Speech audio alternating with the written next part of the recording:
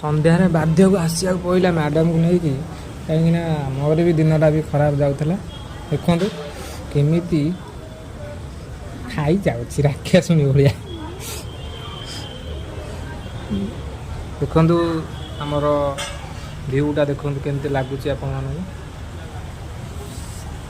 View ସାଙ୍ଗରେ madam ଦେଖନ୍ତୁ କେମିତି ଖାଉଛନ୍ତି।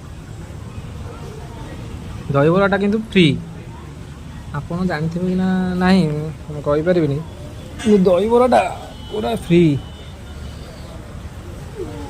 ବଢ଼ିଆ ଲାଗୁଛି।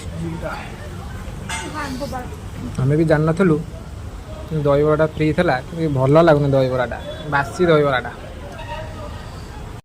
ଭାଷା